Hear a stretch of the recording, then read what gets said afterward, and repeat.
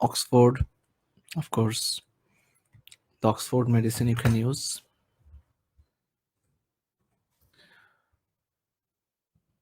Oxford. Secondly, you can use the master of the board. That's also nice. Some reference websites. Sometime you might solve some recall and all these things. So Medscape is a good website. Medscape. So anything you are searching, if you search with the Medscape in Medscape, that's better than Wikipedia. Medscape is a good one.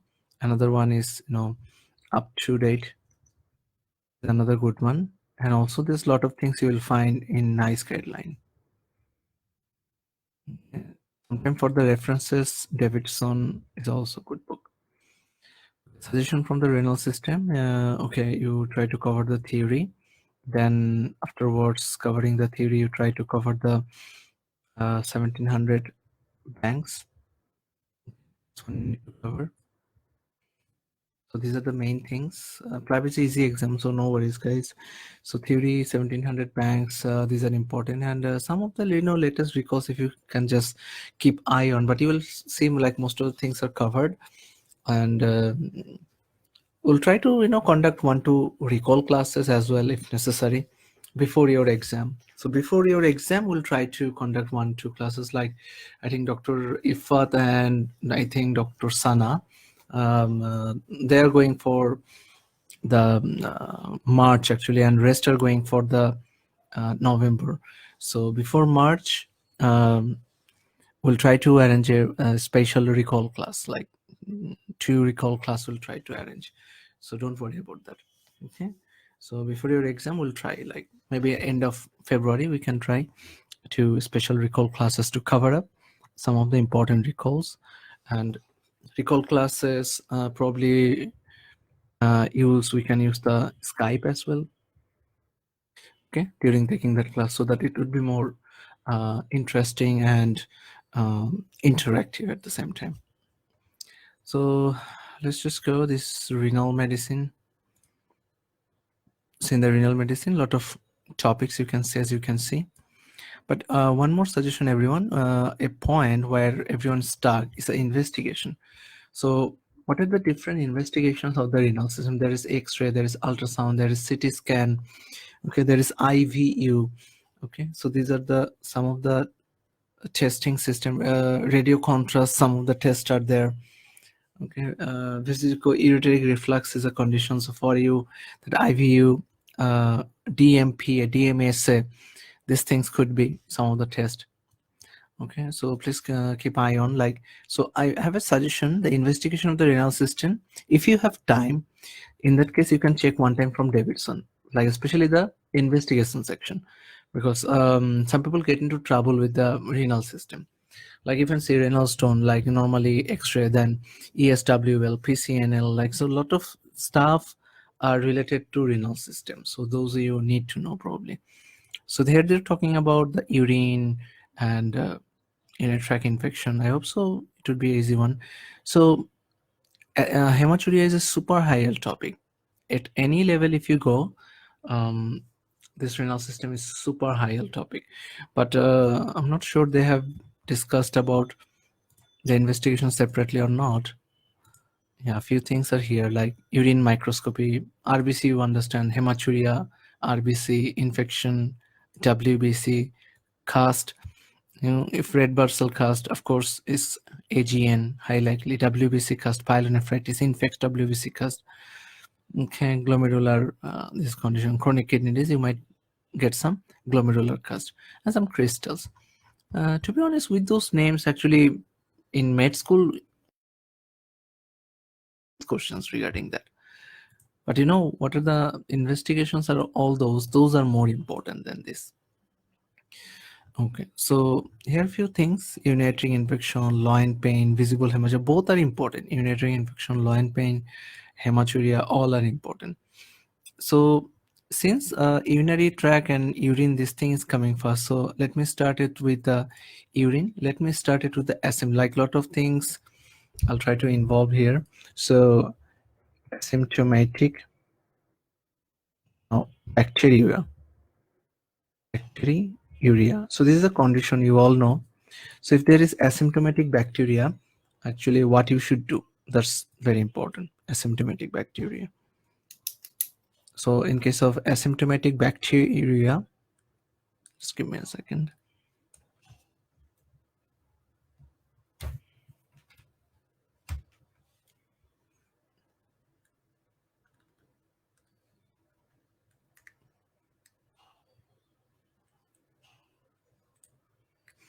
Okay, anyways, the first question is coming. What do you think, everyone? Asymptomatic bacteria, does it require treatment in normal person? What would be your answer? Try to answer in the box, everyone. Asymptomatic bacteria, no treatment required. No treatment required. Okay. Next thing, then a question is coming, when treatment is required in that case. This could be a question. So there are three conditions. So total three conditions where asymptomatic bacteria require the treatment. Can anyone tell me those names? Dr. Ifat, do you have any idea? Okay, one is vesicular reflux. This is one. Then, anyone? Pregnancy and pyelonephritis. These are the cases where you need treatment. Even though the bacteria, like, if you do the urine test and culture came at a certain point, usually 10 to the power 5, like, but still it's not like typical UTI. So it's asymptomatic bacteria. That's the condition name.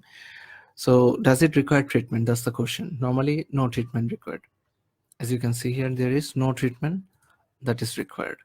But in three condition treatment required, fever, pregnancy, pyelonephritis. These are so important. Okay. Now one thing might came, like if we are talking about UTI, most common organism. I think this is everyone knows. Most common organism is, I think, E. coli.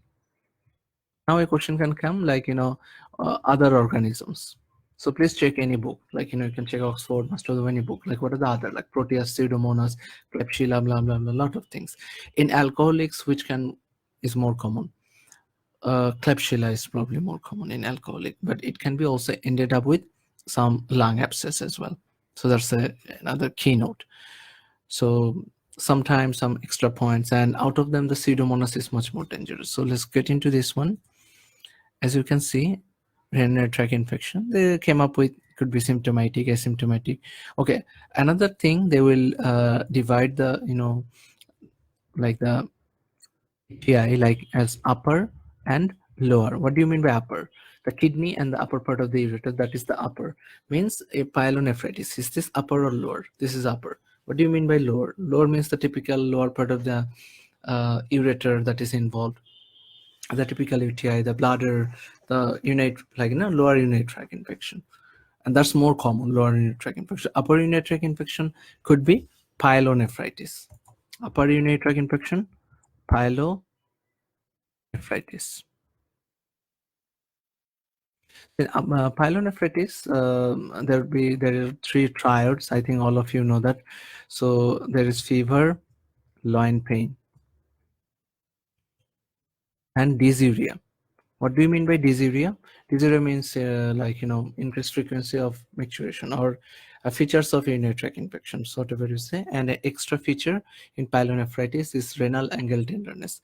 You have to treat pyelonephritis with a good antibiotic, and the duration has to be more than 7 days, usually 14 days in pyelonephritis, that antibiotic duration. So upper and lower UTI, they just try to give some idea. Especially upper one is pyelonephritis, as you can see. Okay. More common in women. Why more common in women? We all learn in med school. Some people has, recurrent UTI. Now a question, recurrent UTI in male. Why it could be? You should check underlying things. Either prostate problem, if in middle age or a little bit advanced age, prostate problem you should look at, or if early age, anatomical abnormalities. Like if a children, now a extra question, children has recurrent UTI. Now what you should think about? You should think about VUR, vesicular urinary reflux. This is another thing. Now you should think about VUR. So this one is important thing, and question can be tested according to VUR. I will tell you separately. So few things given how it entered. It can enter through many ways, like hygienity is important thing. There's a lot of ways, like from blood-borne, IV drug abuse, so sexual activity, okay, fecal incontinence. So anything can lead to this chances increases about UTI. There's some forms of UTI is given. You can check one time easy. What are the signs? Okay, sign symptoms of UTI. This is another thing. Sign and symptom. Sign symptom of UTI. This is easy. Symptoms of UTI: fever, dysuria, lower abdominal pain. This is very common. There could be previous history. That's also common in case of urinary tract infection. Increased frequency of dysuria involves increased frequency of micturition and all those things. So fever, and tenderness, enlarged prostate. So prostate could be, in case of male, could be a reason. But anyways, now one more thing. What is the test? I think we all know about the test. What is the test for UTI? I think the urine RME. That's the things, or urine analysis. One more thing, guys. Urine RME, urine analysis, same thing. Okay. After urine RME, what you need to do? Urine culture. You can change the antibiotic. If culture result came different, change antibiotic when culture result comes different. This is important. So urine RME, urine culture, change antibiotic when this thing happen. Okay. So this is important, everyone. One more thing, some of the resistant cases. So you need to know what are the antibiotics used in UTI. Because often some drugs get resistant, right, in case of UTI. So amoxicillin is a good drug, ceftriaxone is a good, any third generation cephalosporin is a good drug. Okay, sulfamethoxazole trimethoprim is a good drug. Nitrofurantoin is a good drug. Okay, some cases Cipro could be a good drug. So these are certain drug names for UTI. Now the thing is, what are the choice? So choice of antibiotic treatment in UTI, and yeah, the advice thing is there: maintain personal hygiene, like you know, after like peeing after sexual intercourse, or before going to sleep you should pee. So some of those points are there. Okay, but apart from the choice of antibiotic, okay, amoxicillin. According to different books which I have seen, amoxicillin, it's a good answer. Sulfamethoxazole is a good answer. UTI plus pregnancy. Now what? Now you guys tell me. UTI plus pregnancy. This is a recent tested topic. So what do you think? Which one could be answered? UTI plus pregnancy. Another one, UTI plus renal failure. What is the drug of the choice? Anyone? So UTI with pregnancy, normally same thing again, like amoxi is fine. Amoxicillin is fine, but sulfamethoxazole trimethoprim we're not using here. So this one is good. Also ceftriaxone, third generation, anything that is. But best one is, according to Davidson's medicine and different books which I've checked, cephalexin. This is third generation cephalosporin again. So this is considered safe, more safer among the cephalosporin groups. So amoxicillin, cephalexin, two drug name. UTI renal failure. Some people say nitrofurantoin. No, nitrofurantoin is for resistant case. So now there's another option. Resistant case. Resistant case, what is the drug of choice? Nitrofurantoin. This is a good drug. Next question. Nitrofurantoin, is it safe in pregnancy? Answer is yes. But should we use it early? No. Still, we'll go with the amoxicillin cephalexin. If failed, then we'll consider nitrofurantoin later. UTI and renal failure. Now what? Nitrofurantoin? No, it's not good for the renal system, some cases. So now which one we should use? Very simple answers. What about sulfamethoxazole trimethoprim? Answer is no. So best answer is amoxicillin. But you need to consider one particular thing, everyone. Whenever there's renal failure, you need to adjust the dose. Whatever the drugs you are using, especially how it is written in this book, like, you can give any drug, but you have to adjust. That's the thing. So adjust the dose. Same thing you will find. There's some organism names and all these things. What could be the hidden causes of UTI? Everything is given here. So what are the other names, other organism names that are causing UTI? So managing UTI, pregnant, non-pregnant. So non-pregnancy, sulfamethoxazine, trimethoprim. This one is there. I think according to Davidson, amoxicillin is fine. Amoxi is fine. Also, if you check 1700 Q bank, that's also given. So amoxi is fine. Amoxicillin and sulfamethoxazine trimethoprim for normal person, for pregnant. Get expert help. Yeah, no doubt. Preterm delivery. So problem associated with pregnancy can be preterm delivery or IUGR. Yeah, few things to avoid, like Cipro, trimethoprim in 5. So trimethoprim is out, which was given in non-pregnant. So trimethoprim, as I said earlier, is out. Nitrofurantoin in third trimester. Avoid nitrofurantoin in third trimester. This is an interesting thing. Okay, so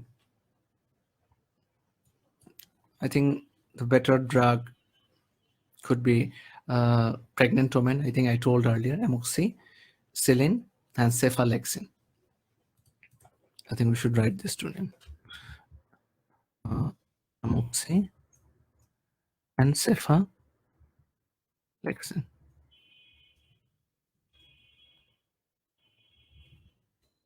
That's the thing.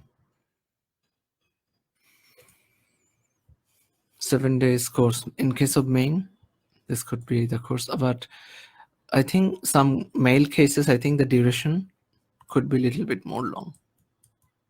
Some cases, this duration would be a little bit more long.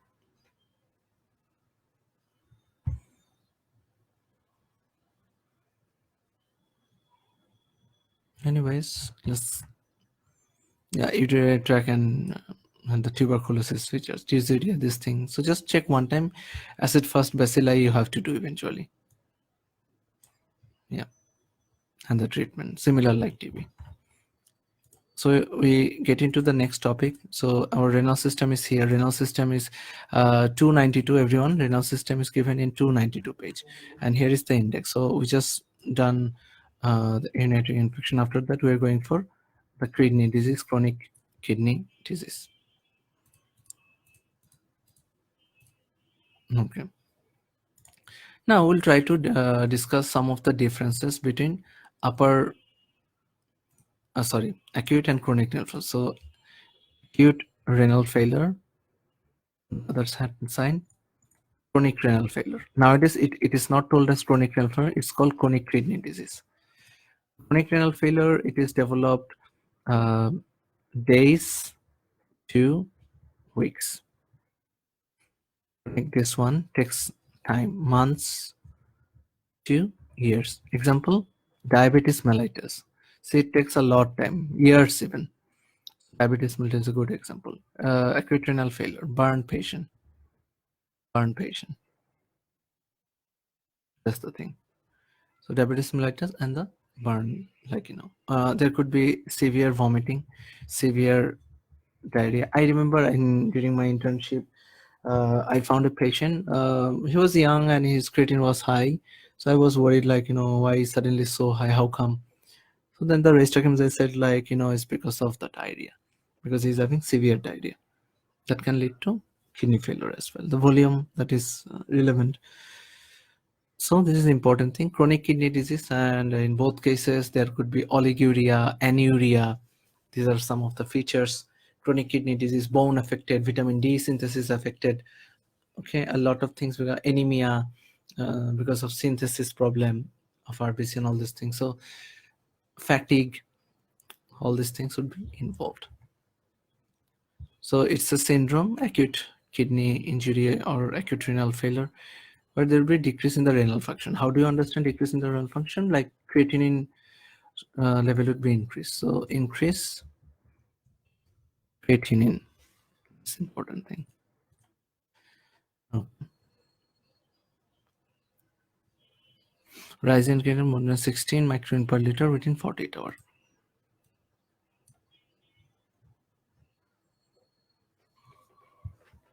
According to creatinine, this should be the output. Common causes. Yes, after major surgery, shock, drugs, obstruction. So this could be common causes. Read it well.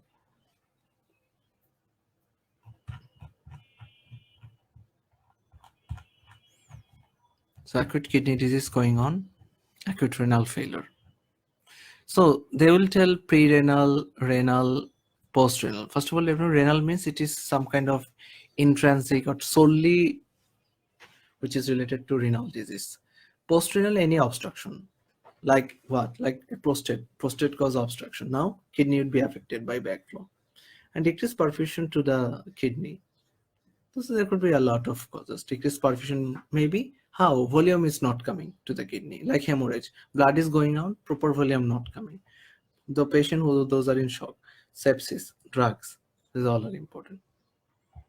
Okay. Renal itself cause like glomerulus itself related to kidney. So glomerular, any of the causes that is renal cause. And post-renal, there's a stone, prostate, renal malignancy. So these are related to post-renal. Just remember the names. Okay, acute kidney injury, they have highlighted. So they are considering treating about hypokalemia, and potassium. These are important. Monitor and investigate.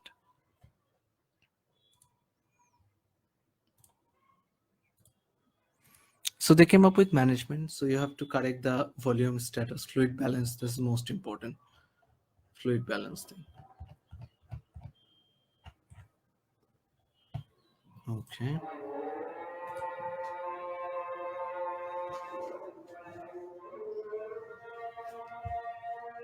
Okay, we'll discuss this one. There is a thing like hyperkalemia or hypokalemia. Hyperkalemia with ECG change, hyperkalemia without ECG change. So this is so important. So I'm just taking 2 minutes now because Azan is going on. So everyone, 2 minutes break.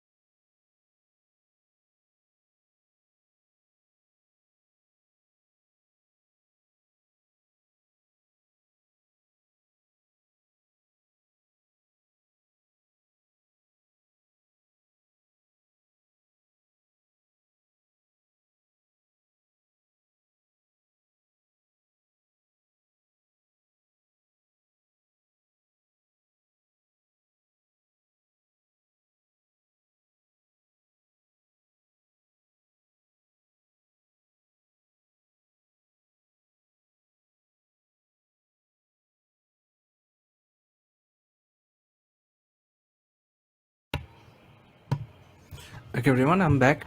So, how this question can be tested in the exam? So, I think you all know about the ECG finding of about the potassium because we have a cardiology class. I hope so you guys know about that class. Okay, so in the ECG class, if you see like how do we expect, like what do we expect in in hyperkalemia? So tall T wave, that's the like ultimate solution. Tall T wave, as you can see, tall T wave. That's the outmost thing. And the management of hyperkalemia is so important. So there could be few questions relevant to hyperkalemia. What are those? So hyperkalemia and management of hyperkalemia. It is, if you see, the management would be, anyone can tell me what is the first line management of hyperkalemia? What is the normal range of hyperkalemia? That is also important. Anyone? Up to 5, right? Up to 5 is the range. So if it get up, that's hyperkalemia. Can anyone tell me when there is ECG changes in hyperkalemia? So ECG change in hyperkalemia. So what would be the level? The level should be more than 6.5. When it is 6.5 or more, there is ECG changes, and that means it's quite severe. So if this, tell you that ECG changes present with hyperkalemia in the lab report, that means it's quite severe. So if it's a severe hyperkalemia, what you have to do now? Now that's very important. Mild, moderate, severe, like what you should do. So here's few points. So treat or any ECG changes. ECG for all more than 6.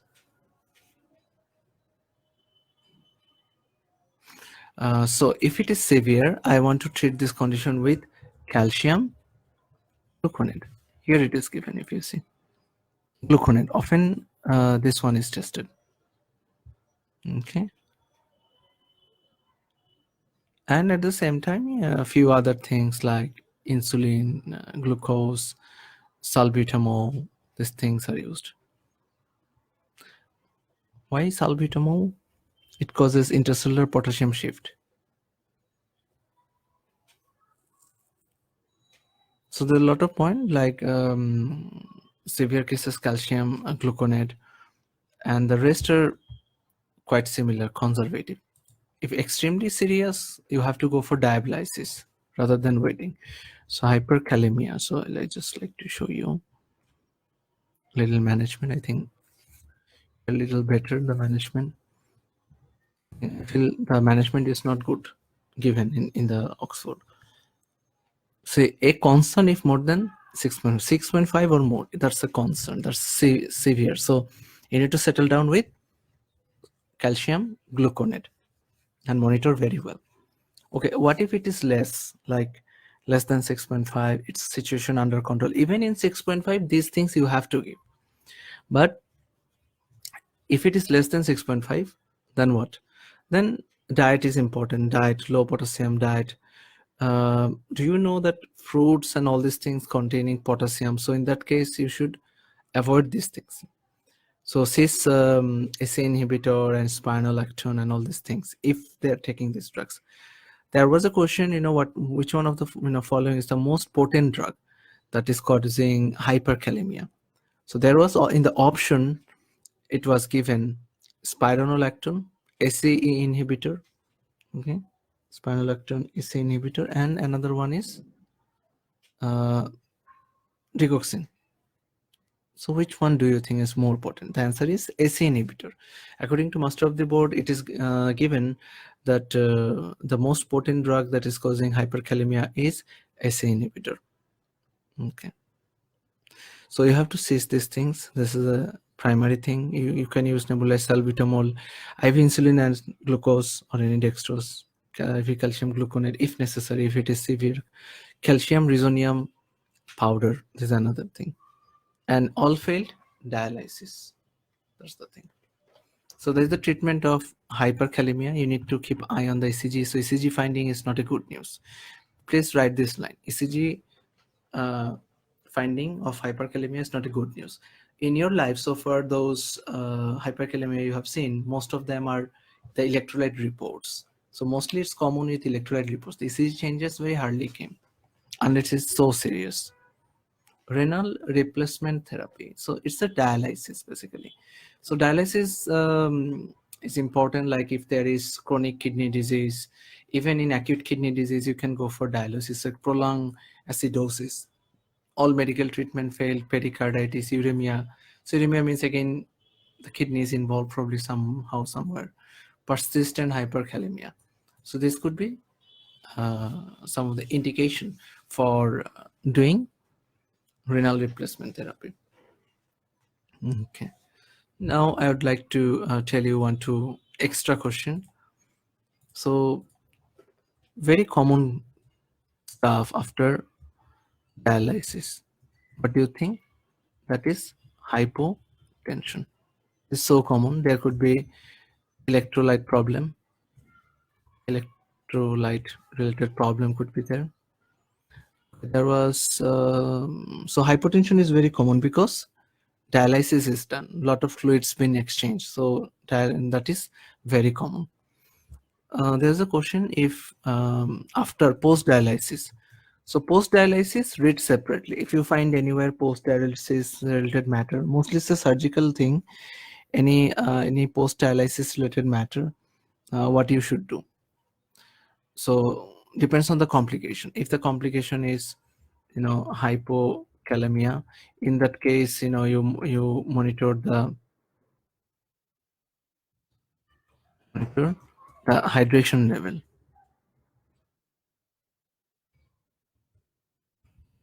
Hydration.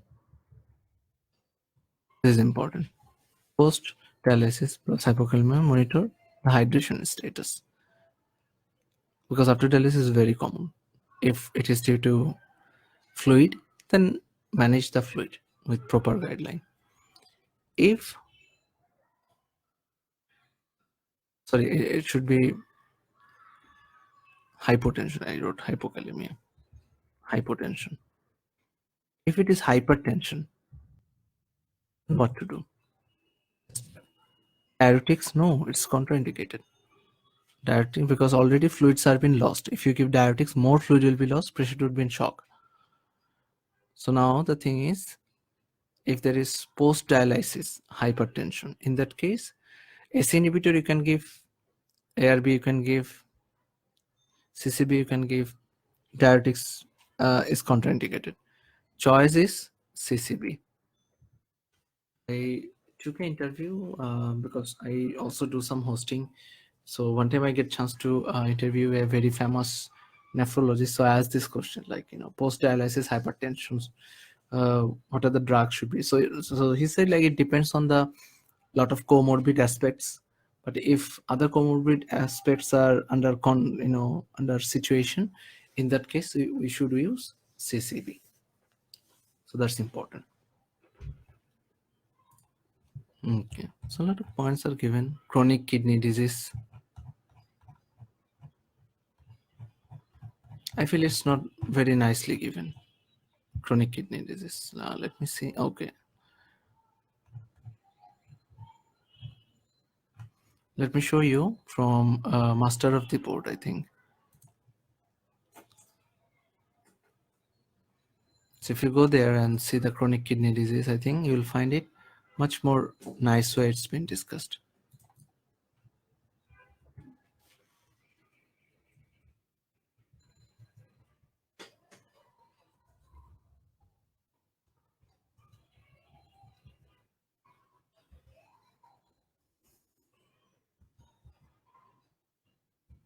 Just give me a second, guys.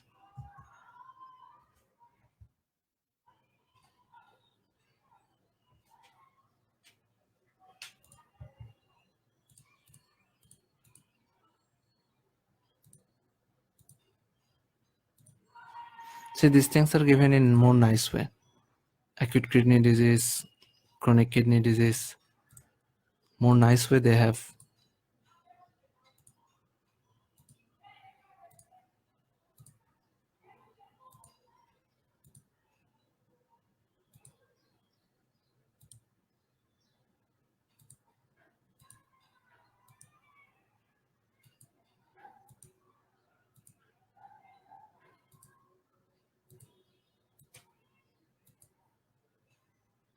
Yeah, see, here is the renal failure thing.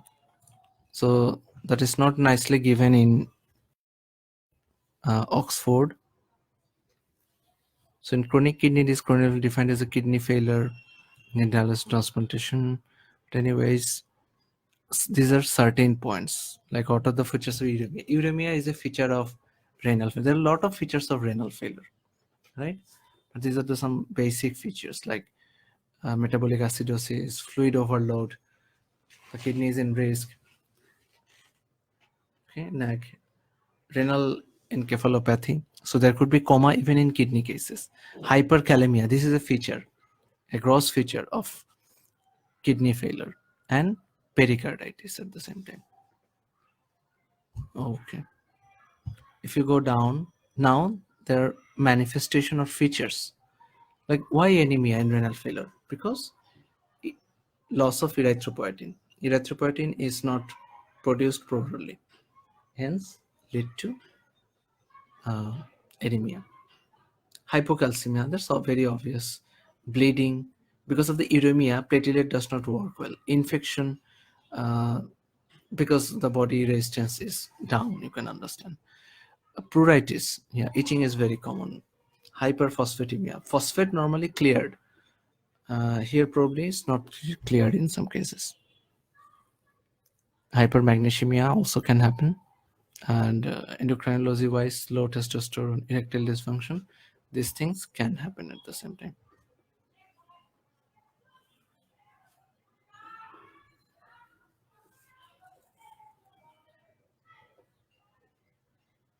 So these are the certain points, as you can see, and their treatments. Lot of things according to the symptom, you need to give treatment. Like for anemia, erythropoietin and iron supplements.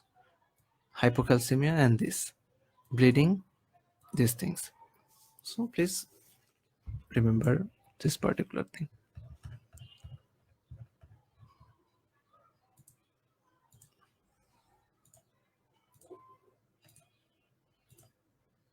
Yeah. So glomerulonephritis, first of all, let me tell you, in our video channel, there are two videos are given. One is on nephrotic syndrome and one is on AGN. I want you to see these two videos apart from my classes. Okay? So these two videos are important to see, I think, so that you get a very clear idea from nephrotic syndrome and AGN. And you will find in those two videos, like the types are also discussed. So you can just check one time because some of the types are important. Like in nephrotic syndrome, there is minimal change disease. In AGN, there are certain types like IgA nephropathy. So these are tested topic. So some of the types you have to study. Some people often ask like, do I need to read the types? Some of the types you need to study, like IgA nephropathy and PSGN, post-streptococcal glomerulonephritis. So this is important. So we're going to start the nephrotic syndrome now. Yeah. So this is some of the types, as you can see. This one side is for this hematuria is more for, I think you all know, this is for AGN side, and proteinuria more common is for the nephrotic. Nephrotic syndrome is a cause of massive proteinuria. AGN is also cause of proteinuria, but I think more is hematuria. Hematuria, red blood cell, these are more common. Okay. So these are some of the types, like minimal change disease. If we say minimal change disease, there is more chances this could be nephrotic syndrome. If we say IgA nephropathy, more chances could be AGN. Post-streptococcal glomerulonephritis, so IgA nephropathy, yeah, this one. More towards like the AGN. So these are certain types, those probably you need to remember.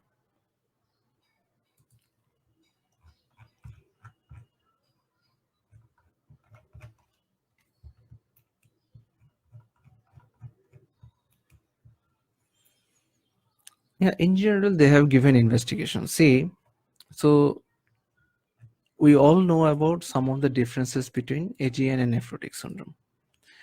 So I'll try to explain now.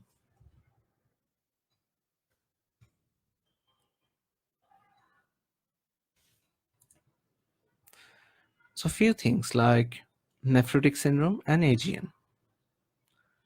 Okay, just give me 1 second.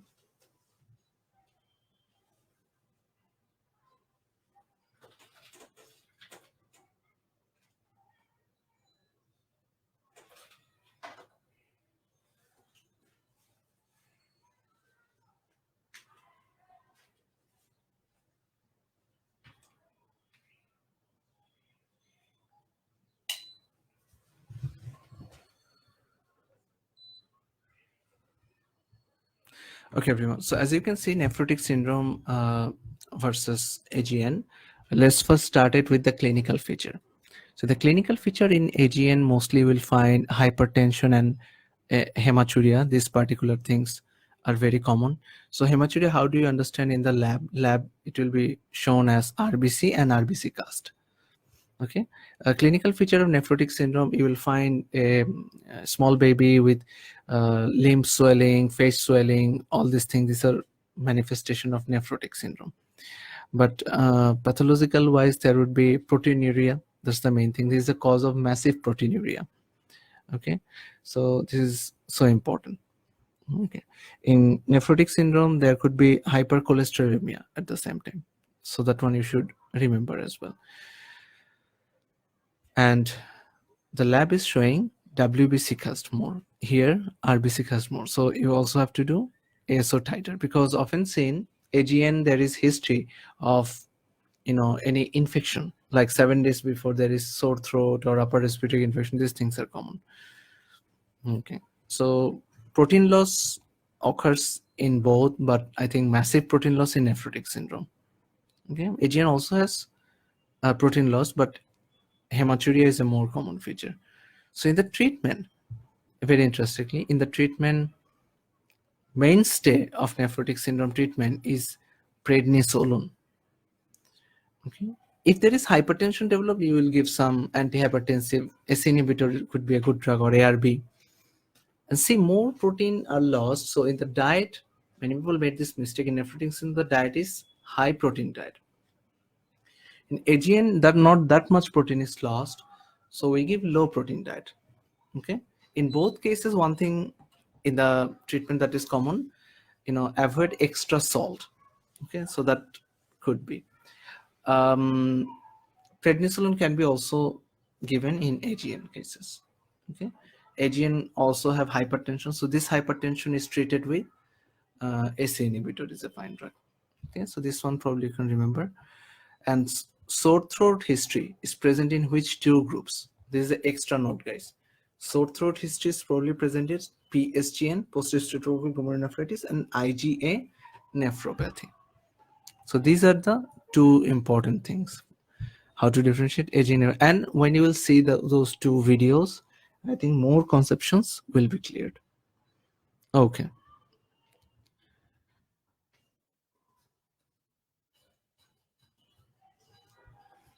So if anyone is not added to that video channel, please let me know in that case. I'll add you guys in that case. So nephrotic syndrome, as you can see a little bit here, a glomerular injury due to cytokine, not neutrophil. If it is due to neutrophil glomerular injury, that is nephritic syndrome or AGN. One more thing, everyone, nephritic syndrome or AGN. Okay, so these are interrelated.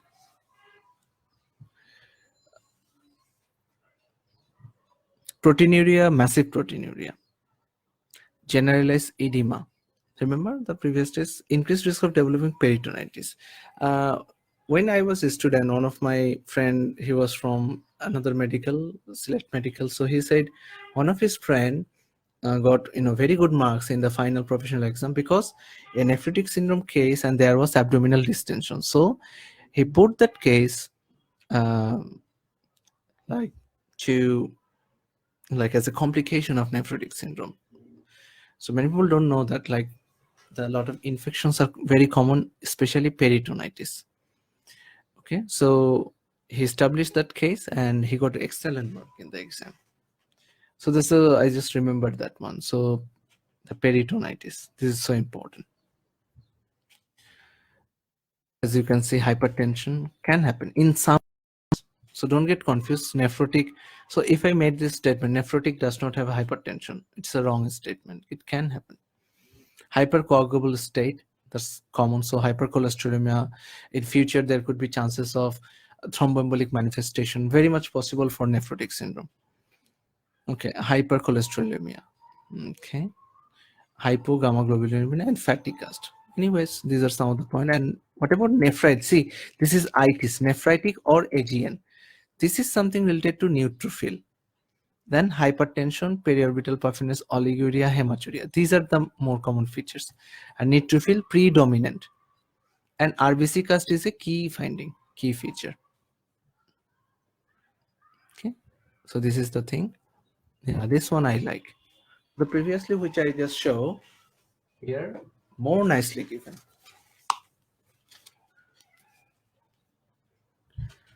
So which I told previously, here I think more nicely given. As you can see, SL is quite common in both cases. It can be quite common. Like some of the cases, you know, this feature of nephrotic, both are there. Like you can see the MCGN. So minimal change, this one is so often tested. A case of minimal change is small child diagnosed with nephrotic syndrome. What is the most likely chance? Type minimal change disease. How to treat? Steroid. What is the prognosis? Excellent prognosis. So, okay, so all of these lines are tested. Okay, so this is nephrotic syndrome, minimal change disease. So in nephrotic syndrome, injury to the podocyte, this is very important. Injury to the podocytes. Next thing, IgA nephropathy. This is another thing that is very common. Now, can anyone tell me what is rule of two? Like if now we are discussing about AGN, what is rule of two? Can anyone tell me?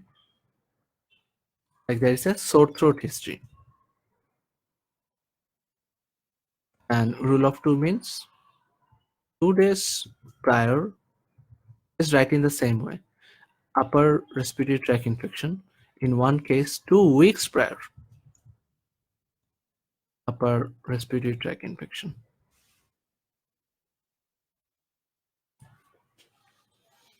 So which one is related to which case? That's the thing. Can anyone can tell me? This is a case related to AGN. So, but which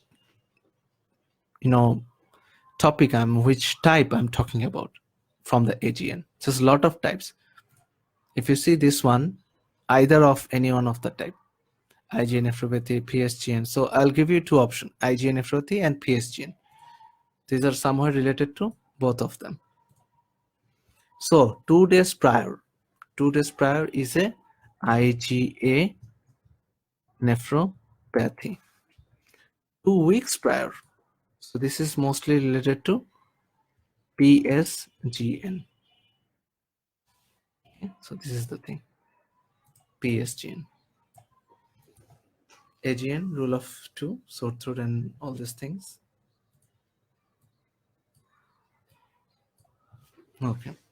So this could be a very nice question. Sometimes it is little tough to diagnose between the AGNs, but this could be a handy way to differentiate between them with the simple sore throat history. One case, 1 to 2 days prior to the main event, there is upper respiratory tract infection or a sore throat. And one case, there will be 2 weeks prior. So this is a nice concept to remember. AGN and nephrotic syndrome. So some of the complications, as you can see, complications of I think nephrotic syndrome, venous thrombosis, edema, vitamin D deficiency, some calcium related problem can happen in case of nephrotic syndrome. So the mainstay of treatment, you can see prednisolone, 1 to 2 milligram per kg body weight. That is the management. And the blood pressure control by ACE inhibitor. See?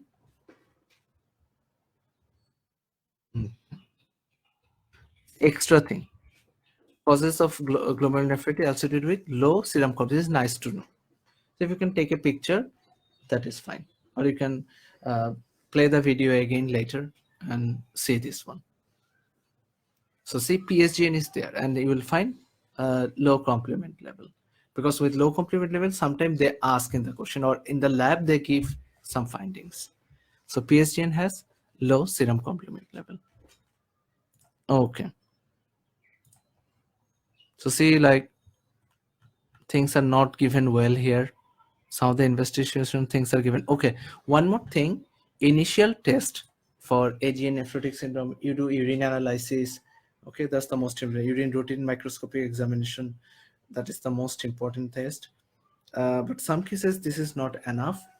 So what you have to do in that case, after doing the general things, like you can go for cholesterol level, you can go for CBC, complement, all these things. But I want to know the types. So if I want to know the types, what I should do? I should go for renal biopsy. See, I want to know about minimal change disease. How do I know? Biopsy required. That's the thing. Okay. So this is so important.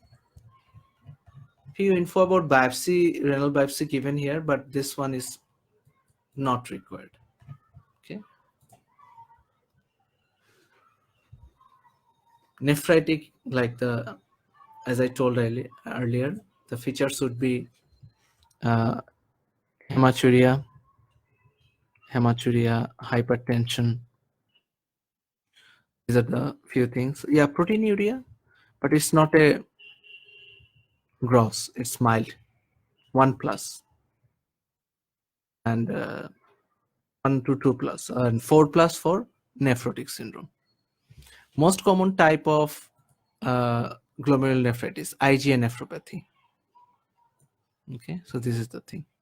See, 12 to 17, so 2 days prior, see, 2 days prior there would be an infection. You got the point now? So IgA nephropathy, blood pressure would be increased, creatinine could be hampered. And how to make the diagnosis? See, this is the type. So how to make a diagnosis? Simple, renal biopsy. See, things, concepts, now we are using well. An ACE inhibitor to reduce proteinuria. ACE inhibitor is a good drug that can reduce the proteinuria. I hope so you all know that. Okay. If you can remember, if I just draw the, this is afferent arteriole, this is Bowman's capsule, glomerulus, this is the renal tubule, this is efferent. Okay, this is efferent. So ACE inhibitor works here. ACE, this one is working here, and it causes the renal tubule more dilated, prevent constriction. Actually, that's how it causing dilatation. So if more constriction, more protein will go into the renal tubule. So when we'll do the test, we'll get more protein. But since it is preventing the vasoconstriction, so it is dilated. So now less proteins are going, so more proteins are remaining in the body. So that is how ACE inhibitor is correcting proteinuria. I think many people don't know that. Okay, so this is so important. Yeah, Hematuria, you can also read. It's an important topic. Hematuria, it's a vasculitis type of disease. Okay, and there would be rashes from leg to the buttock. HSP, right? How it is look like? It's given nicely in med bullet. So there would be some rashes that would be from leg to the buttock. So 8 years boy present to the clinic with low-grade fever and arthritis and colicky abdominal pain, or a purpuric rash limited to the lower extremities. And few features are given, including things are given RBC cast. So see, RBC cast also present in Hematuria purpura. Okay, so this is probably a typical case. Yeah. Hematuria purpura. It's a vasculitis type of disease. Also read. I have seen question in Plab, relevant to that one. And post-hysterogonal, a sore throat after 2 weeks. See, so that formula is there. Yeah. So treatment is supportive, same like other AGN. Supportive, if infection, antibiotic, if hypertension, SCE, like that. Extra thing, maybe ASO titer you can do here, because there is infection, and it's very common. Post streptococcus is there. So if the streptococcus name is there, the SO titer comes so often. And also the patient will give you history of sore throat, so you can take a throat swab. Okay. The bad prognosis would be with rapidly progressing glomerulonephritis. See, if you read the causes of renal failure, okay, guys, one thing I forgot to mention: when you read the causes of when you read renal failure, first always go through the definition. Then, what are the causes of acute renal failure, chronic renal failure? You should read. So, AGN is a cause of chronic renal failure. Nephrotic syndrome, also chronic renal failure. Okay, so this is important. Okay, so just give me a second.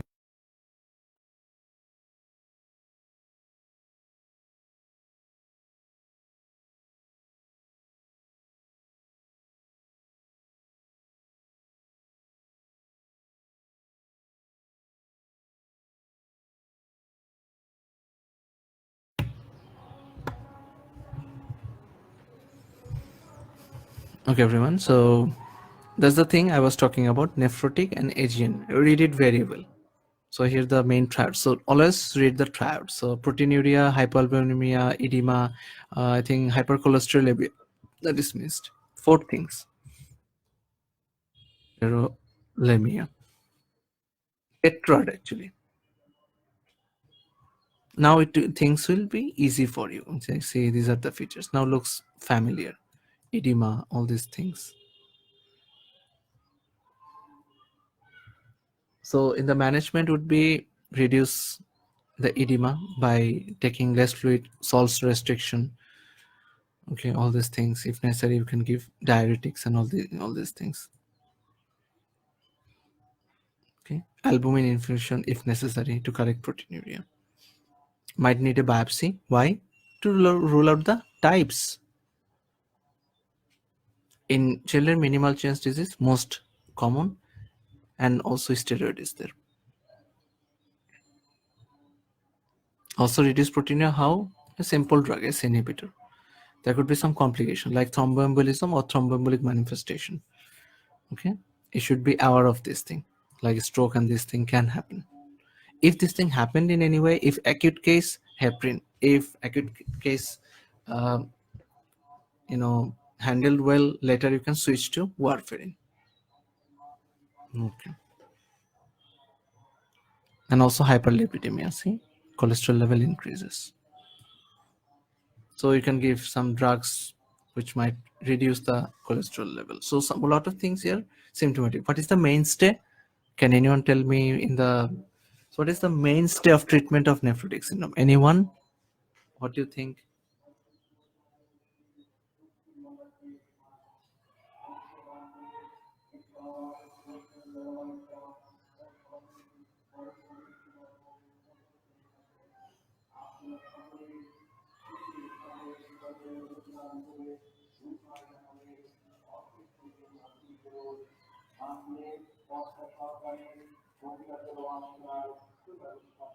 Okay, so let me check the classes. Classes are going well.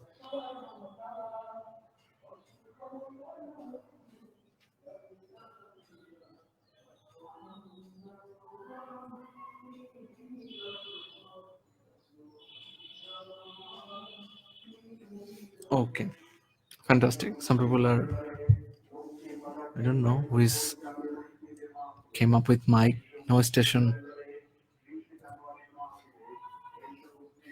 See, nephrotic glomerulonephritis, like this is so important. Minimal change. One thing to remember from minimal change is excellent prognosis.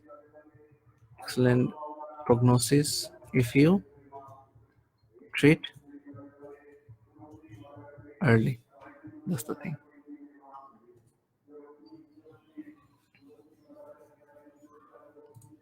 Commonest glomerulonephritis seen on renal biopsy, and this one's finding is quite clear actually.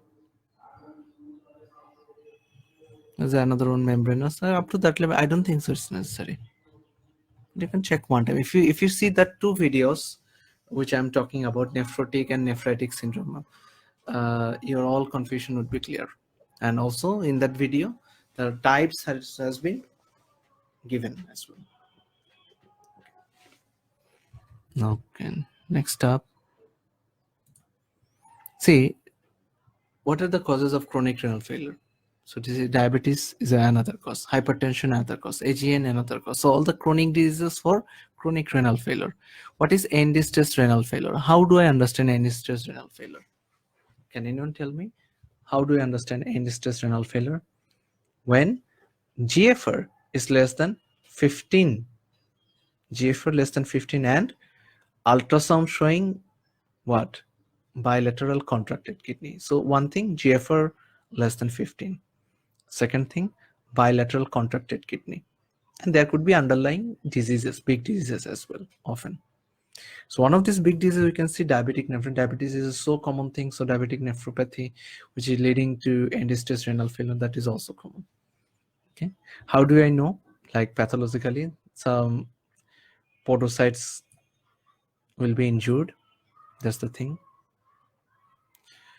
This is a common finding.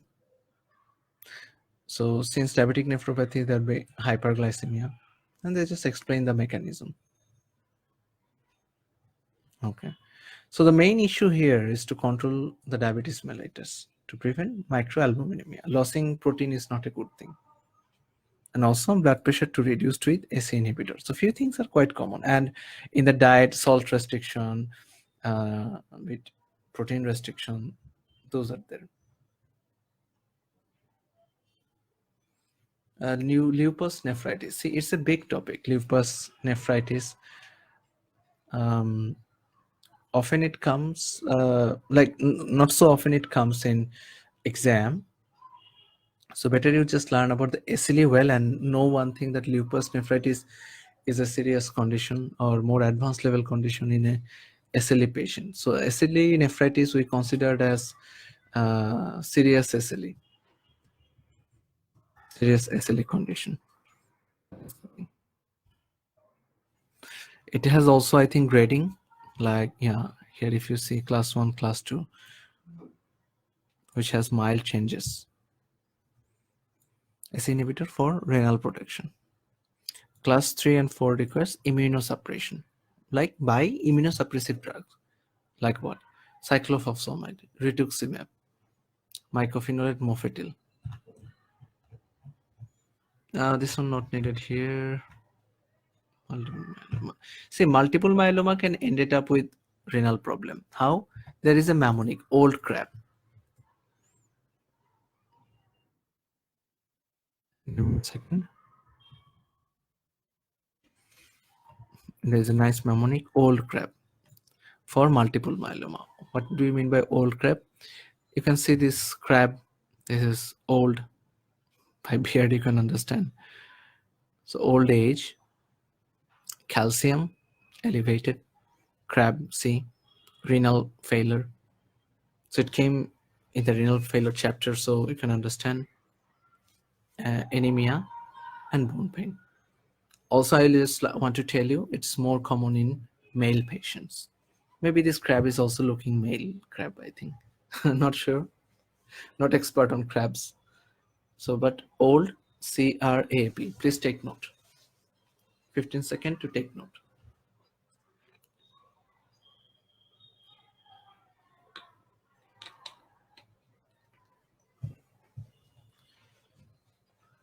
There is a line, old age, back pain, suspected multiple myeloma until proven otherwise. Old age, back pain, suspected multiple myeloma until proven otherwise.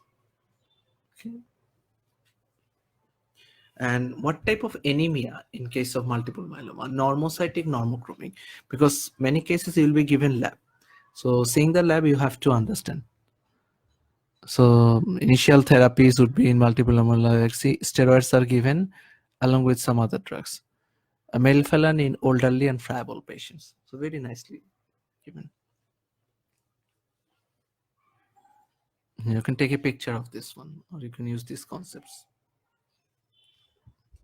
But multiple myeloma itself has lot of other features.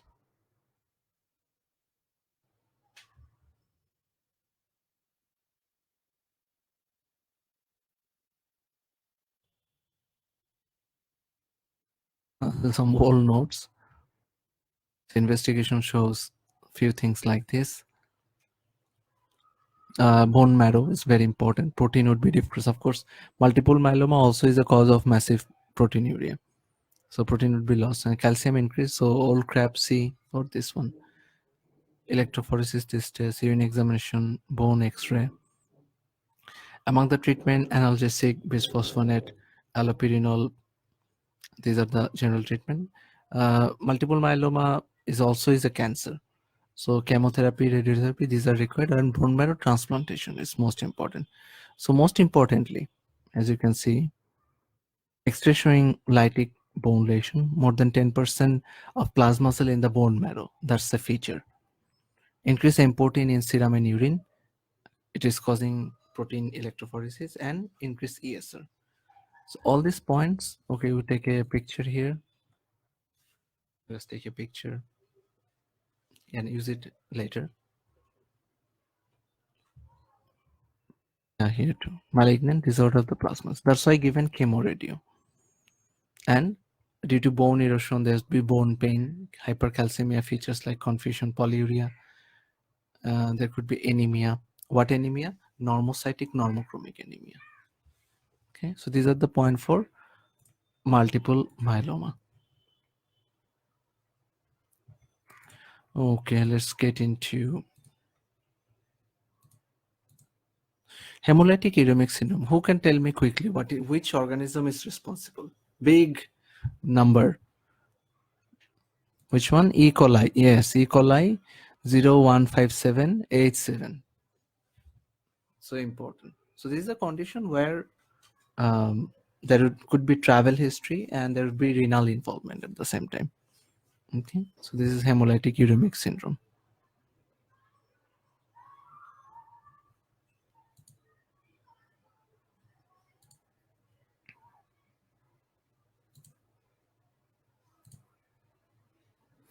These are nice to know topics like interstitial nephropathy. There'll be a list of drugs and you just have to know the name of those drugs. It's a nice to know one. Okay, acute tubulointerstitial nephritis. You just need to know the name of the drug. Yeah, see, here is the drug names.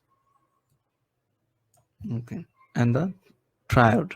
Read the triad and read the drug names. You know how to treat? Stop the causing agent. I mean the drug. Chronic case, also the drugs are involved along with some other things like tuberculosis. So drugs and tuberculosis. So you need biopsy eventually. Again, stop causative agent. Nephrotoxic drugs. I think we know analgesic, NSAIDs, lot of antibiotics like aminoglycoside is a very powerful one. Anticonvulsant, lot of things.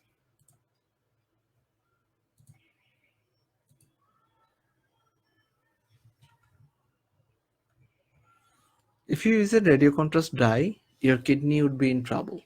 So please remember this concept. Radio contrast dye is nephrotoxic. So it's not always used for treatment purpose, for diagnostic purpose even more. Some dyes are used. So if it is mentioned in the question, there is renal impairment, probably you should avoid it. Okay. Example, in pulmonary embolism, there is a provision of doing CT pulmonary angiogram. So radio contrast dye used. So try to avoid that one in those cases. Try to avoid that one and try to do what? VQ scan. But if someone asks you what is the number one, like, outmost or best, no doubt CTP is best. But if the renal impairment, you try to avoid that one. With one stem, I have seen this rhabdomyolysis. So see just one time. So there could be history of trauma, surgery, or all these things in rhabdomyolysis. And if there is hyperkalemia is developing, just urgently treat hyperkalemia. That's most important. Yeah, this is important. Autosomal dominant polycystic kidney disease. This is really important one. Okay. So I'm just talking for a while, and I think let's just take, I think, a 8 minutes break here. 8 minutes break. We'll come back after 8 minutes. So 1 8 minute break. So see you all shortly after 8 minutes. We'll start with that particular topic. Yeah. Adult polycystic kidney disease.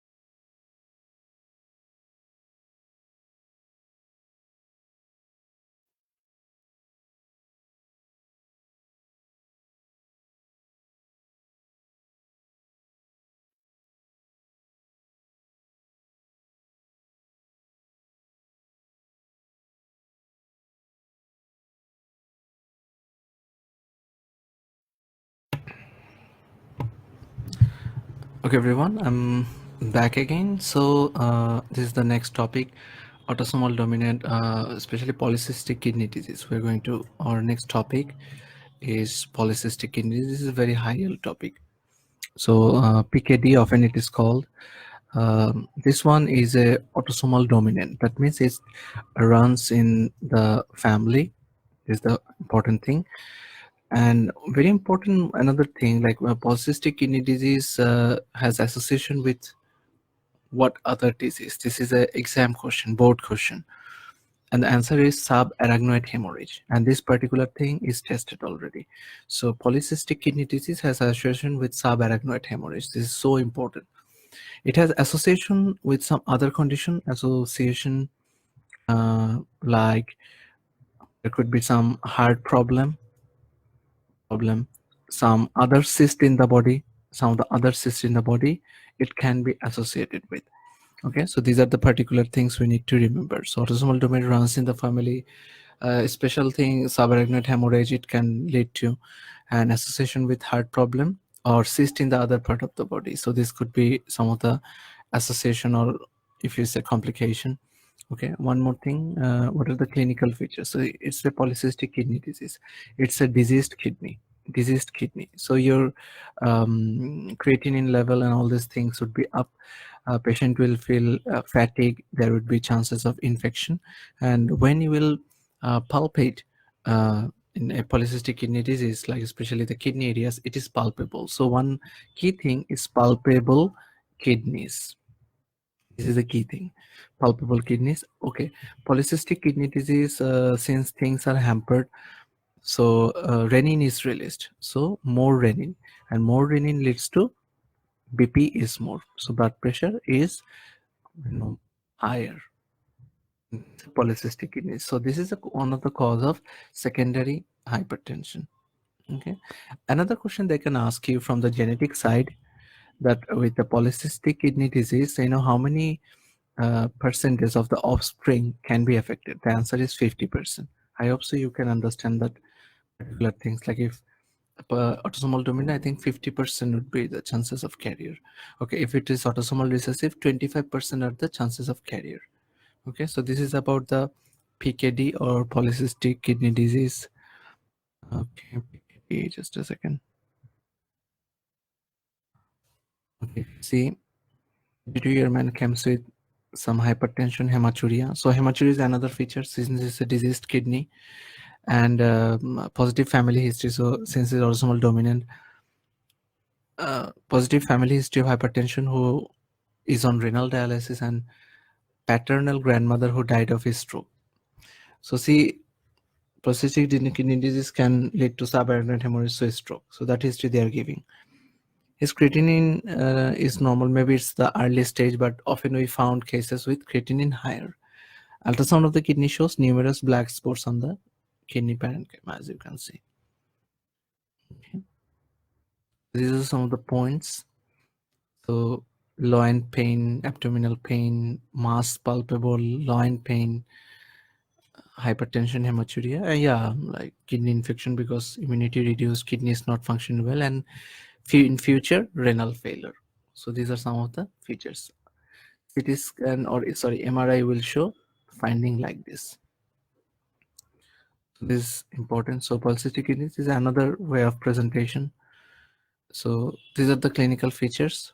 There could be some cyst, some heart problem like mitral valve prolapse. Okay.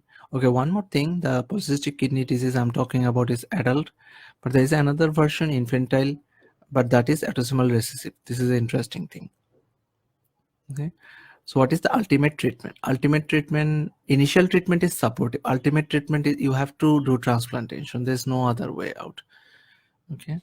Then ultrasound will show like lot of black spots on the kidney. So that's polycystic kidney disease. Okay. So various type of presentation I just have shown to you guys. Okay. So I think class note is more better rather than this part. Okay. All the things you can say like after classes, then you can just check. So yeah, some extra renal cyst it could be. These are the some of the features. Yeah, some heart problem, as you can see. Treatment given. So blood pressure is high, so you have to reduce the blood pressure to ACE. So one thing you guys can see, ACE inhibitor is most cases are the treatment of choice. So this is a good thing to remember. Treat if there is infection. Infection is very common. Hematuria is managed conservatively. Okay, you can understand. Anyways, there's some other things you don't need it. Alport syndrome. See, Alport syndrome is something which has, first of all, I would say kidney disease, because I'm treating, teaching this thing in kidney system. So, of course, kidney system. So, kidney is involved. Then, can anyone tell me? Now, it's a question to you guys. Apart from in Alport syndrome, what actually happened? Kidney is involved, we know, and apart from kidney, what are the other system that is involved? We are at page number 320, Oxford. What are the other system that is involved? Anyone? Okay. So there will be sensory neural hearing loss. This could be involved, and eye involvement. Anterior lenticulis, like so, eye involvement, ear involvement, kidney involvement. Why this thing happened? There is collagen related problem. So hematuria, proteinuria, progressive renal insufficiency. And in future, there could be chances of renal failure as well. These are not needed. Polycystic kidney disease, as you can see, so many cysts. So this is few things from the renal system. But as you can see, one hot topic is missing from here, and that is hematuria, unfortunately. So hematuria you have to read separately. So I'll give you idea. Don't worry, guys. So little disappointing, like the renal system from the Oxford. This kind of level book should be much more better. So hematuria. No, hematuria is like presence of red blood cell in urine. That's hematuria. Now, hematuria could be macroscopic or microscopic.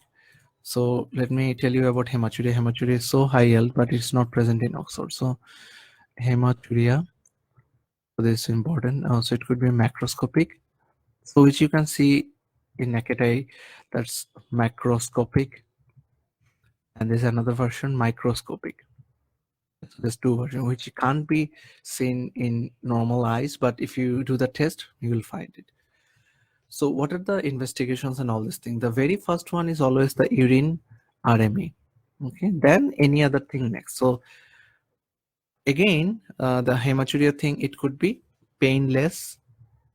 Okay, painless hematuria. So if I say painless hematuria, the tumor things comes to my mind first. Tumor. And if I say stones, renal stones or ureteric stone, whatever you say, depends on the scenario, that comes to my mind first. Okay, so in that way we have to remember these things. So renal, just give me a second. Hematuria, sorry.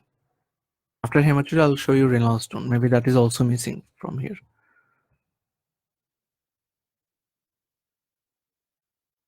Yes, guys. Yep. So in hematuria, as you see, you guys can take a picture of this one. Okay, this is a very nice one I made. So hematuria, I like to divide in two things, like painless and painful. Okay, so now you see hematuria, first of all, if painless, I'm thinking as cancer. So initially it's urinary. So let me tell you a small story here, because we're just going through classes. Sometimes just telling just theory thing sometimes becomes boring. So my parents were going to Australia, so they went for doing test in an area called Kulshan for Australia. So health related checkup. So this is a simple thing they did, like CBC, urinary, chest X-ray. These are the three tests usually they do. Okay. Now the next day my mom has been called. So she said like there's some abnormality in my urine, and there is um, they're saying some RBC. I don't understand. So I think it's blood. Did you notice any kind of blood in your urine in recent times? She says, no, nothing. I didn't notice anything. So later, I was anxious because now they also I asked her about pain. Do you have any UTI and all this thing? I started asking. She said no. So let's see. Like so do you know from this point of view what she should do now? What is actually done if it is suspected something unusual? You should repeat the test. Okay, any UTI cases, if you find this word clean catch urine, you should do that, because often the container could be contaminated by itself, or while collecting the urine, you should take the mid stem. Many people take the first urine because some of the skin from the skin some organism came out, so that could be counted as UTI then. So a few procedures. So if one time actually urine result came abnormal, you can always repeat the test. Please do remember. And if they offer it, or if they offer a point like this clean catch urine, you should take that one. So in painless cases, hematuria gross and 55 years, initial urine analysis. Next is cystoscopy. Okay, so macroscopy. So I'm talking about macroscopy after initial urine analysis. The next is cystoscopy. Because why? Age is more. Why macroscopic? Probably urinary bladder cancer, painless hematuria, urinary bladder cancer. Again, hematuria gross or macroscopic, similar thing, and 35 years. It's a young middle-aged man. Initially is always urine analysis. What is the next thing? CT scan of the abdomen. Okay, so now CT scan to rule out what causing it. There could be a lot of other pathologies which can cause this hematuria. So we need to rule that one out. Now, there's a microscope, hematuria microscopic, and 55 years. Same thing, urine analysis first, and then we go for ultrasound and cystoscopy. Hematuria microscopic, 30 years like this. Initial is urine analysis, next is ultrasound or cystoscopy, or you can also add CT scan here. But in microscopic cases, I think both ultrasound or cystoscopy, they are trying to find out first. Okay, so these are some of the points. If anyhow it is painful, so hematuria 40 years, initially same thing, then you can go for an X-ray. But if they ask you in the question how to confirmatory is always spiral CT scan. I hope so you heard about a spiral CT. CT also has different version. Spiral CT, a little bit more expensive than usual CT scan, but this one is really helpful. Okay. One more thing, hematuria, especially female. Let's just remember about my mom. Initial urine analysis. If it is abnormal, repeat the test. If you find a clean catch urine regarding UTI, choose that one as an answer. Okay, so these are some of the point. So this one I also teach in my MC classes, but I can clearly see it's missing in the Oxford, but this concept is necessary for you all. So you can take it from take a picture. So I'm giving you 15 seconds. So take a picture. Also, you can collect it later from the the videos we are keeping. So you can also do that. So hematuria, super high topic. Okay, and one more thing. Yeah, this one you can check. So even though it's related to AMC, but concept is always concept. So microscopic hematuria, this could be the causes. Okay, see malignancy in the top, then some other causes, blood related some causes, and some points like if patient is less than 50, CT scan of the abdomen. If patient is more than 50, requires cystoscopy. See, that's the points. So hematuria, super high topic. Also, I've seen the 1700 recent recalls hematuria all time tested. So please don't ignore the hematuria. Okay. Next is a renal stone. Renal artery stenosis. See, another point is missing. I don't know why. Renal artery stenosis. See also from here. In the renal artery stenosis, this is again is a cause of secondary hypertension. Renal artery stenosis. Where is it?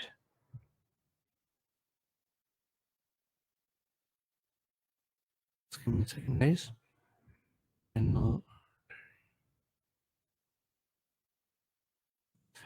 Initially, these are the features. What is renal artery stenosis? Okay, if you want to draw something simple, if this is the kidney, artery also, there would be some stenosis. When stenosis, more renin and these things are released, so there is a high blood pressure, hypertension. So that is renal artery stenosis. So blood flow to the kidney and all these things would be hampered. So what are the features? Say hypertension, and usually it is severe. Kidneys are asymmetrical in size. Flush pulmonary edema repeatedly. And there is peripheral vascular disease of the lower limb, because once the blood supply that is hampered, lower limb is getting less supply. Kidney function deteriorated on SC inhibitor. So if renal artery stenosis is like usually bilateral, and if bilateral renal artery stenosis, if you give SC inhibitor, it is deteriorating the renal function even more.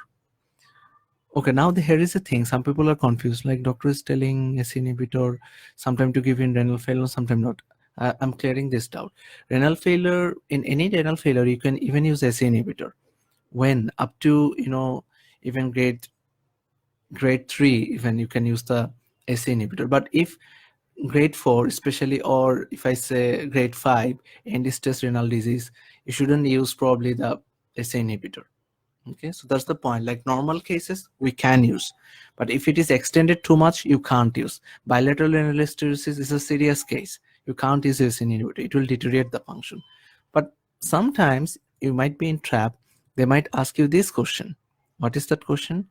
Renal artery stenosis usually bilateral, so the treatment is diuretics, choice of antihypertensive, diuretics. But what if it is unilateral? In unilateral, other kidney is fine, so you give SC inhibitor. That's the treatment. This is a very interesting thing. Bilateral renal stenosis, diuretics. Unilateral cases, SC inhibitor.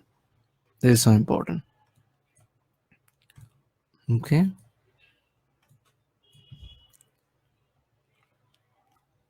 So although markedly elevated. So there's some points are given. I'm giving you 30 seconds to take a picture of this one.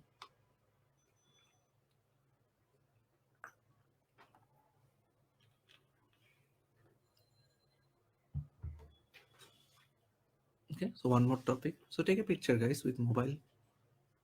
Like some of the special slides, like maybe these are not present in the books well. So that's why I just brought this one in. So kidney things, please finish well. Chronic kidney disease, we finished acute kidney disease, chronic kidney disease, learn clinical feature, learn management. Okay, well. Also pre-renal, renal, post-renal. In acute renal failure, what are the management? Should check on. Then some of the other points we learn. Okay, one more thing, analgesic nephropathy is a nice to know thing. So try to learn one time. Interstitial nephritis, some drug names, and if management is withdrawing the drug. Okay, we also learn glomerulonephritis and AGN, but I told also please see the 2 videos of which I am recommending for AGN and the nephrotic syndrome. After class, I'll try to share those 2 videos. And if anyone is not added in our video channel, please do let us know. 1, 2 could be not added because I think they haven't taken the proper admission. So for 1, 2% maybe it's not added, but let me know in that case.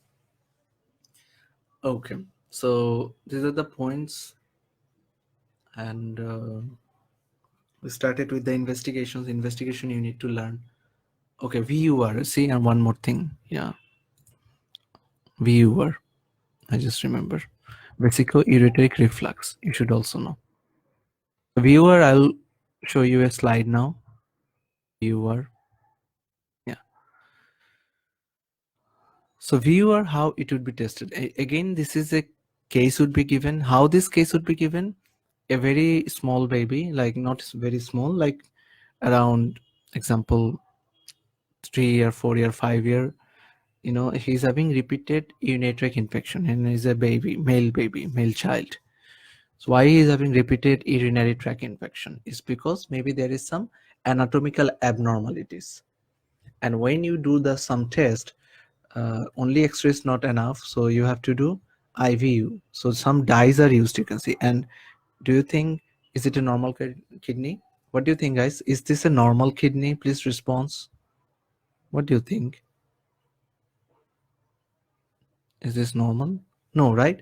It's looking quite big, and the renal, this from the renal kidney, the pelvis, then these things are looking much more wide. So this is actually, and I can see the some of the hydronephrosis type of thing.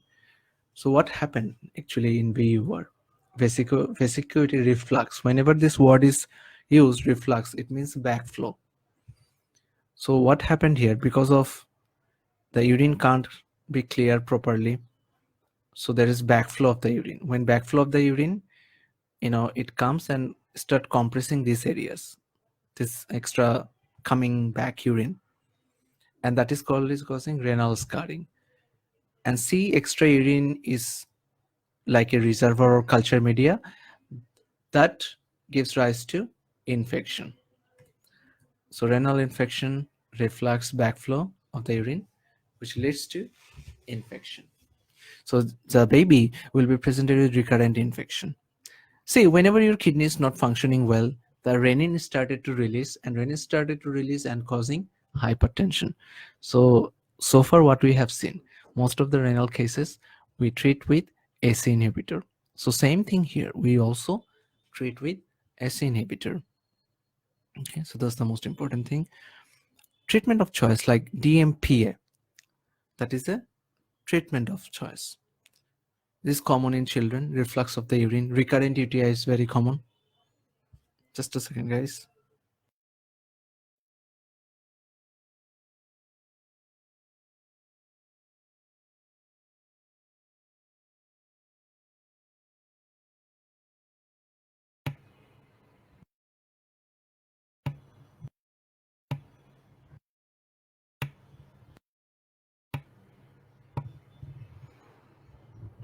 Okay, everyone, sorry.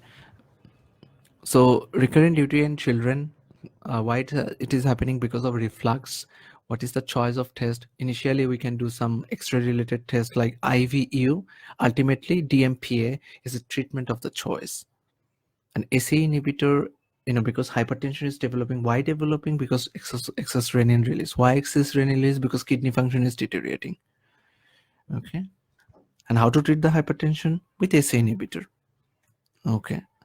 You could be given this kind of scenario. So hydronephrosis type of feature, you can see dilated calyces, you can see. Probably you need to know about some of the gradings actually. So when there's more backflow of the urine, that is pressing this renal pelvis and gives rise to some scarring. So see, there's a word scar. So the scar is there. So grade 1, grade 2, grade 3, there's a less scar, but grade 4, grade 5 has huge scar. And grade 4, grade 5 probably need more treatment. Grade 1, grade 2, just reassured them like no need to worry. If UTI is there, give antibiotic, things like that. Surgery, if any breakthrough UTI or recurrent UTI, any new scar, or failure to resolve, or bilateral grade 4 and grade 5. So grade 4, grade 5, as you can see, this is a for these cases you need surgery. This is important. So medical treatment is recommended in children with grade 1 to grade 3. If you want to know about the radiology, this is the radiology. This is an X-ray showing the renal calyces are dilated, and I can see some scarring at the same time. Okay, and this is in a nutshell. This is a structure of so there'd be backflow, and it acts like a culture media, so more infections are coming back. This is the pathophysiology. So I hope you like this slide. Okay, so I'm just minimizing it. So guys, giving you 30 seconds, please take a snapshot or picture.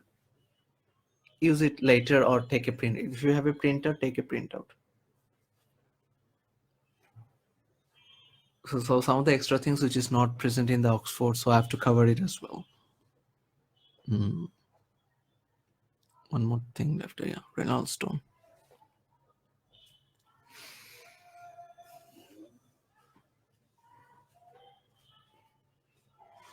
Done? Okay. So is a coming up topic, renal stone. How to present? Like it's pain. We all know about pain. So painful. Hematuria. This is so common. Painful hematuria. This is a serious condition. Renal stone. Okay. So what to do in renal stone? Renal stone you might find in some other chapter. Probably in other chapter it's written. I think like it could be present in Oxford. Renal stone is a huge important topic. So maybe it's written in some other places. Or maybe Oxford Handbook of Surgery you can check for renal stone. But better to read here. So painful hematuria, this is so common. And patients are worried because of that. So there could be other more features, dysuria and some of the other features. So this is the main feature. There's pain, severe pain, and there is color is change. Some of the initial features. Now, what to do in case of renal stone? So basically, renal stone management, I want to know. And see this person. The kidney is like a tired kidney, stone. One thing, one word to remember about renal stone, that is recurrence. The biggest problem in treating renal stone is the recurrence. Whom and when it happened. It's most common in countries those are very hot, humid climate. Also, in some cases where they're drinking less water, so that can be a reason. Like in Russia, people drink a less water. Also, they drink a lot of beer and all these things. So alcohol and all these things can also later transform. Anyways, some people unnecessarily taking calcium tablets. That can also lead to stone. So some etiology, metabolic things, lot of causes. Even a drug can lead to renal stone. Very much possible, like calcium. Okay. So concentrated urine, number one cause, like there could be damage to the lining. So something there. Some substance that can be deposited and gives rise to that. There's a lot of types of stone, calcium stone, phosphate, oxalate, uric acid. Extra question, everyone. All of them can be diagnosed with X-ray, except 10 seconds to answer. All of them can be diagnosed with simple X-ray of the abdomen, except, yes, probably you are correct. Come on. Yes, uric acid stone. Uric acid stone. So pain, loin pain, dysuria features. Some cases kidney function can be even affected. Hematuria, renal colic, nausea. If renal function affected, obstructive feature can give rise to hydronephrosis.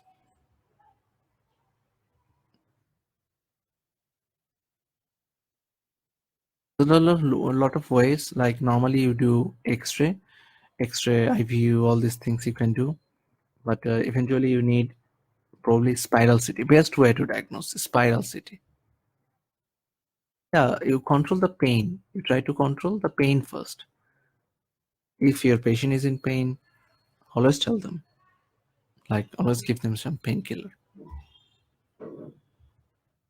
Okay. So here is a management. One thing you all know that water is a therapy for renal stone, but up to which level?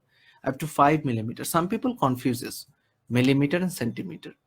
See, millimeter and centimeter is little different thing. Less than 5 millimeter. This means 0.5 centimeter. So don't get confused. 5 millimeter. So please write it. If you don't know the measurement of millimeter, centimeter, you will be confused in the exam. So 5 millimeter equals to 0.5 centimeter. And in these cases, less than this, just give them water therapy. Take more water and just monitor. It will come out, and they will feel like when it is coming out. Actually, there's some pain, and then now there's this thing when while renal stone is coming out, sometimes it get obstructed. Now that could be a dangerous thing. Okay, so basically water therapy, they are creating pressure and kidney stone is out.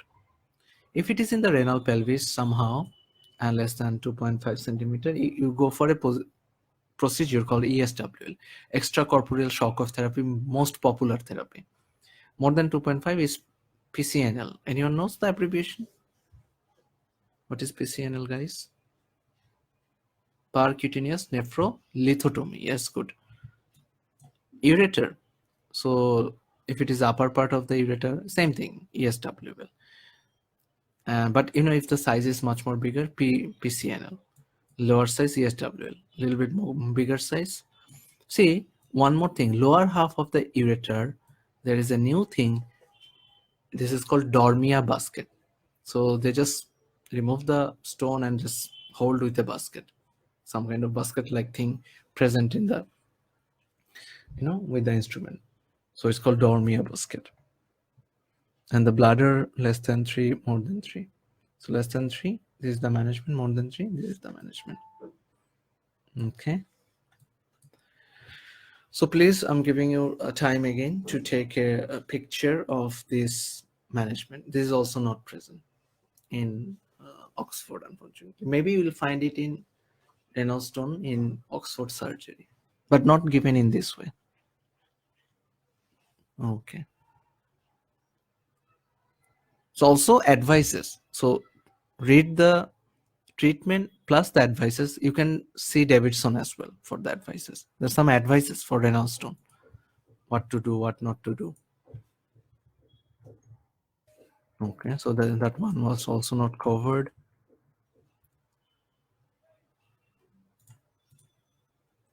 So you can check the Master of the Board or Davidson or any other book to get some more idea.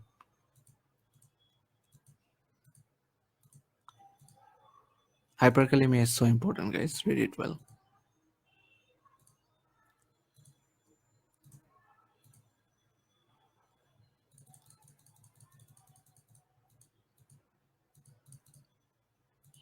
Just a second.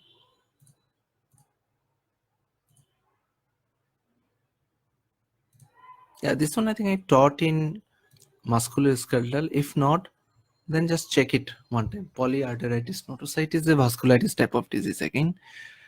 Okay, that is also affecting the kidney. Hence, I just bring it. Polyarteritis nodosa usually spare, like they don't involve the lung usually, but serious cases they might.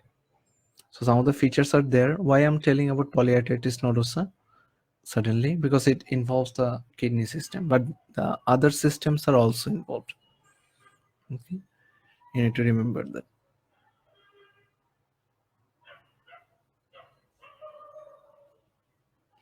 So just remember these points in polyarteritis nodosa. PAN, often called PAN.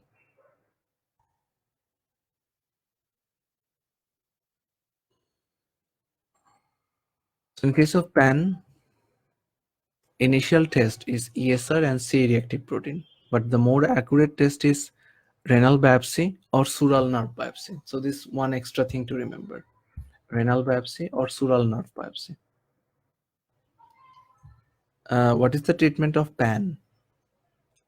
Mainstay is a vasculitis, so mainstay is prednisolone or cyclophosphamide. Okay, so please remember this one. One more extra thing. How do I know that this is a polyarteritis nodosa from some of the other vasculitis? See, often they will give you hepatitis B in the question stem. Polyarteritis nodosa often associated with hepatitis B. Sometimes they will give you picture like this. Pictures like this. Yeah. Okay, so this is important. See, sural nerve biopsy. Here's the reference. I took it from Wikipedia, but it is okay. As long as you find a reference, that's fine. Sural nerve. There's some other systemic involvement of PAN. Systemic involvement of PAN. Okay, you can take a picture. But that one is also fine. So I'll show you that one. Maybe you missed. The other system that is involved. So renal system I'm teaching, so it's in renal system. It is also taught in musculoskeletal system, so arthritis things would be there. Okay, so but some other system is involved. Normally lungs are not involved, but extreme cases lung can be involved. And you need to know the investigation and all this thing. Hepatitis B is a key feature. So initial test, accurate test, these are important as well. Okay. So this is the one more thing we just finished. Hematuria we finished well. Glomerular disease. Glomerular disease, that 2 videos. Please check these 2 videos. You guys don't go away because I'm just going to play that 2 video for you now. Okay.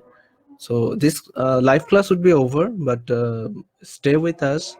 I'm just going to play the AGN and Nephrotic Syndrome 2 videos, which has very good things like especially types they have discussed very well. So you'll get a very clear idea about that video. Okay. So thank you everyone for your attention, and don't go away because we're playing 2 videos right now. That videos are already available in the video channel group, but I'm playing it again so that you can see it now actually. So thank you and bye bye. Tomorrow we have a class as well.